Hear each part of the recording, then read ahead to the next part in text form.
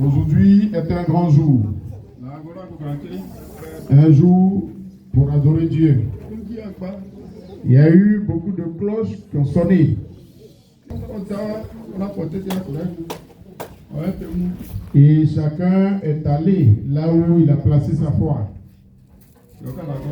pour pouvoir adorer Dieu.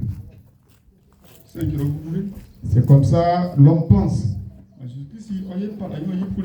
Mais Jésus l'a démontré et il a mieux explicité. Dans le livre de Jean, chapitre 4,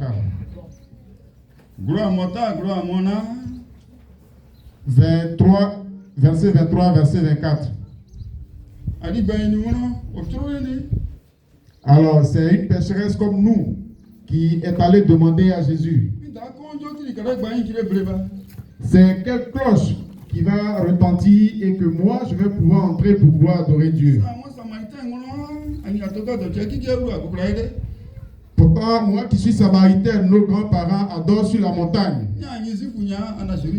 Et vous les Juifs, vous dites que c'est à Jérusalem qu'il faut adorer. Alors où vais-je donc aller pour pouvoir adorer Dieu? Jésus lui a répondu. Et il lui a montré le nom de Dieu. Il a dit donc que Dieu est esprit et vérité. Et si donc tu veux l'adorer, il faut l'adorer en esprit et en vérité. Et c'est ce genre d'adorateur que Dieu cherche. Jésus a donc montré à la femme samaritaine. Aujourd'hui donc, plusieurs cloches vont sonner. Les musulmans également vont appeler à la prière. Mais l'être humain que tu es, où donc vas-tu te diriger pour pouvoir adorer Dieu? Jésus dit donc que Dieu est esprit et vérité. Et donc pour l'adorer, il faut l'adorer en esprit et en vérité. Il faut que chacun fasse une introspection. Alors l'église Adaï dans laquelle nous sommes, adore-t-elle selon ce que Jésus a dit, esprit et vérité?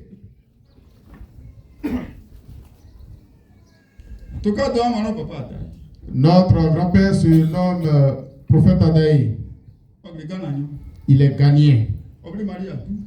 Son village natal s'appelle Adou. Il était donc jeune.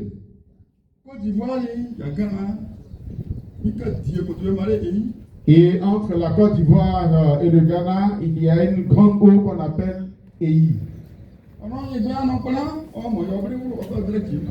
Il dit donc quand il était jeune, dans sa tendre jeunesse, il a quitté son pays, il est venu en Côte d'Ivoire pour chercher de l'argent.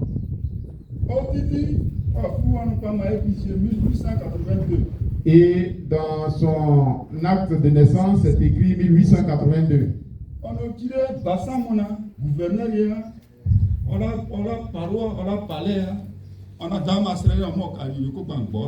Il dit donc, quand il arrivait à Bassam, lorsque les gens étaient en train de bâtir le palais du gouverneur, lui, prophète Adaïe, il était âgé de 17 ans.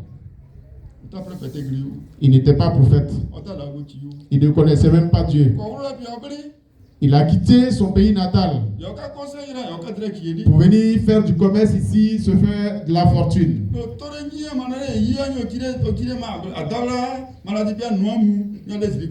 Et il a donc traversé l'eau appelée Eyi et il est venu à Nouamou, qui était donc leur lieu de commerce, leur marché. Et là, il a fait le commerce de poissons. Et c'est en Côte d'Ivoire. Et là, il n'a pas eu de succès dedans. Voici donc l'explication du 8e commandement.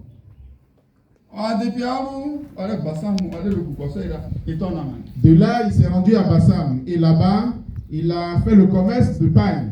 Là encore, il a fait échec. De là, il s'est rendu à Bakanda. Bakanda se trouve entre Grand Laou et Tia-Salé. Là, il a été exploitant forestier. Là encore, il n'a pas eu de succès. Et là, quand tu coupes le billes de bois, les billes de bois, tu les mets à l'eau. Ça prend à travers le banc d'amande. on transporte jusqu'à Grand Laou. Là, c'est à Grand Laou qu'on vendait les billes de bois. Et c'est là-bas qu'il y avait les blancs. Et là encore, il a fait échec.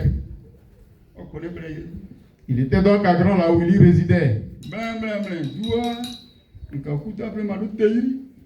Et de là, il y a un village qui s'appelle Teiri. Juste après Kouta, il y a un village en allant à Braéry qui s'appelle Teiri, je crois.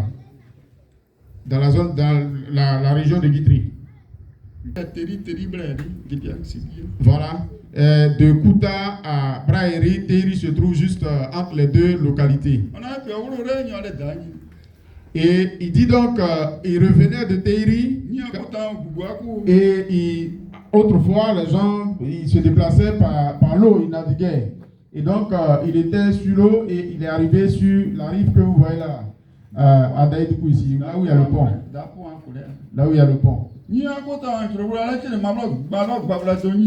Étant en train de naviguer, il a fait la rencontre d'un monsieur qu'on appelle Bafadoni.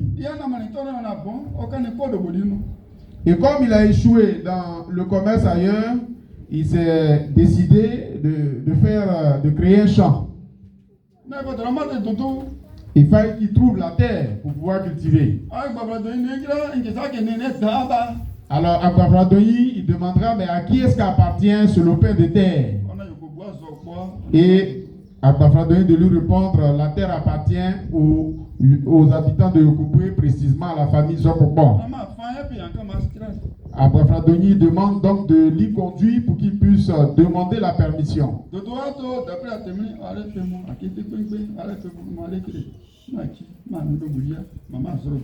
Et le chef de terre en ce moment s'appelait d'après Atéméné. Il a vu, il lui a demandé la terre, qui lui a accordé la permission de pouvoir créer son champ, mais en même temps, il lui a donné un avertissement, il lui a dit de faire vraiment attention.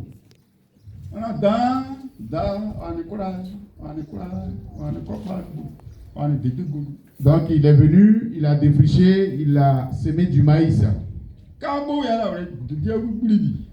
Et les singes se sont convoqués de partout, ils sont venus détruire le maïs. Détruire, bouffer tout le maïs. Et là, il en a été perturbé.